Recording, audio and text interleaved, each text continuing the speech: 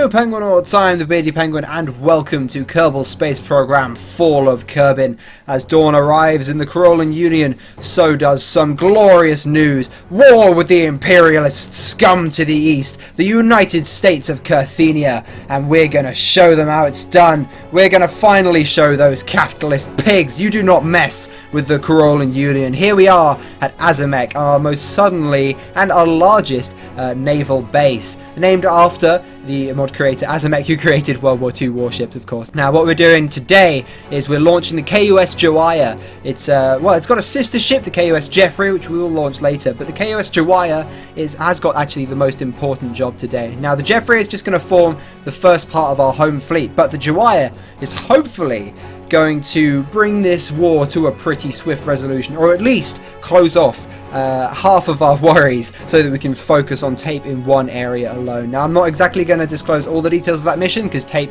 well, there are some Kerthenian spies in amongst my ranks, so it's top secret. But this is a Royal class battle cruiser. It's got 8 8.1-inch guns in 4 turrets. This thing can dish out a hell of a beating. It's also got 8 of these 25mm AA guns in triple mounts.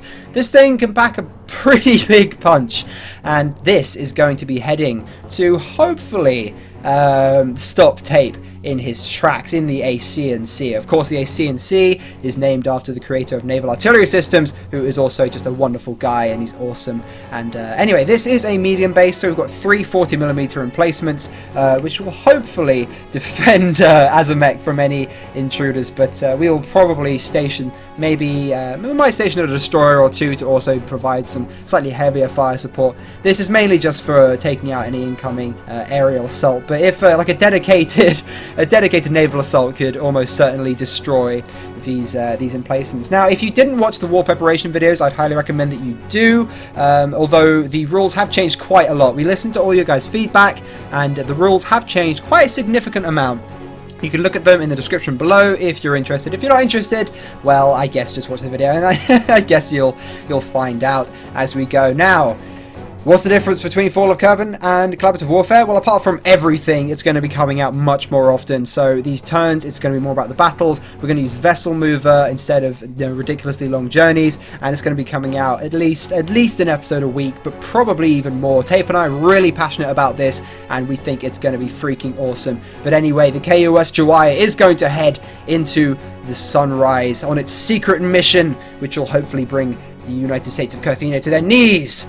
Meanwhile, the Jawaya's sister ship, the KUS Jeffrey, also Royal class, is just leaving Fengist Bay. Now, it's going to go take up a defensive position and form the basis of our home fleet. Next turn, we'll probably beef it up with some destroyers, but for now, I really did need a battle cruiser to go on the Jawaya's mission. So since you can launch 2, obviously we're launching another one, which turns out to be the KUS Jeffrey. Now, it's going to go take up a defensive position around Kerbinside, so hopefully Tape won't be able to get any bombers through to that city and bomb the hell out of it, because I'd very much like to keep Kerbinside in one piece. So we're just going to take up a position in this little bay here. You can just make out Kerbinside in the distance just over there. There you go, you can just see it. We'll get a much closer look at it later on, I'm sure, when Tape starts bombing the hell out of it. I mean, Tape will not drop a single bomb on a Kruolan city. Our air defenses are more than capable of destroying his lousy fighters and bombers. We will blow them out of the sky miles away from any civilized area. It's him who should be worried about being bombed to rubble. No, the KUS Jeffrey should hopefully keep Kerbinside safe for now, because cities do not have defenses of their own. You have to place mobile defenses in and around them, and we hopefully should have some urban warfare, although the collision boxes on the Kerbal cities or towns are pretty sketchy, but hopefully they'll improve so we can have some pretty cool urban warfare later on. Should be pretty freaking awesome. But the Jeffrey's just going to stay here and guard the coast for a while, because we really can't be sending it out to go play with Tape's destroyers when it has no backup. So we're going to build up a home fleet and hopefully engage Tape in force next turn. Now, it's extremely likely that Tape is going to be advancing his troops across the mountain range to the north of the Kruolan Union. So, we're advancing our SM-1s. Now, there are actually two different types of weapons on these. Now, a leading light tank has got a quadruple mount here, but that means it's extremely inaccurate and it takes quite a long time to swivel round. So the other two have just got twin mounts which swivel around really quickly. They're far more accurate, but obviously they can't get anywhere near as much fire down as the lead tank. Now these are going to go straight ahead and they're going to try and secure some land right just before the mountain range, so we can hopefully establish a forward operating base next turn. So they're going to go straight forward 100 kilometers and secure the area, and hopefully our supply units should catch up the next turn as long as Tape doesn't manage to pick them off somehow. And then we'll construct a runway and we should begin to, well, be able to begin flight operations from there and start wrecking Tape's ground units, ready for our ground units to then proceed across the mountain range and smash the opposition, destroy his bases and kill all of his, win the war. Yeah, I'm getting far too into this. Now the area we're securing is actually pretty far south of the Kruolan Mountains. Now as you can see, there's actually a narrow passage just below the mountains, which is actually pretty flat. Now in the future, perhaps when we develop a mysterious technology known as treads, we might actually be able to head through the mountain pass and maybe even flank Tape's forces, but for now I think this little strip just to the south is actually going to be pretty fiercely contested because it's the only ground which is flat enough for tanks to actually travel straight through. And I guess you could go round to the north, but still the ground isn't particularly forgiving. It's a much longer route. This little path around the bottom of the mountains is actually going to be pretty fiercely contested, so we're going to secure this area here. We've got a pretty good view over this hill, and so hopefully next turn our supply units will catch up and establish a forward operating base here, which means we can refuel our aircraft and base them here, and hopefully we can keep Tape at bay with our aircraft while advancing and taking territory with our armoured vehicles. Our heavy tank, the PT-1, is really good for offensive operations. It can take out enemy light tanks with pretty much one shot, and it can do that at extremely long range when it's well out of their range, because if you get close to one of these light tanks, they're going to shred a heavy tank, but they're very, very inaccurate. So if you stay at about 5 kilometers and take pot shots, they're extremely effective, but if you want to hold ground, they're giant sitting ducks, so you need to have quite a large number of these light tanks just so they can lay down a lot of fire, so they're much, much better for holding ground than the larger tanks actually are. So for now, we're just going to hold this position with our light tanks, and then our heavy tanks will advance next turn to hopefully come back them up. Now our final military launch from today is again from snow. I'm pretty sure you can see where most of our attacks are going to be based from, and we're just launching 3 of our kept-in heavy fighters / attackers. Now obviously we're not going to be using them this turn. We're going to wait until our forward operating base is constructed next turn, then we'll move them up and hopefully we can start smashing Tape's armour, although that's unless he launches fighters to shred them, in which case we'll need to escort them with some of our Tetrid's triplane fighters. Now kept-in, it is named after the developer of Kerbal aircraft expansion, even though we're using engines from Airplane Plus right now. It's just don't fault the logic, okay?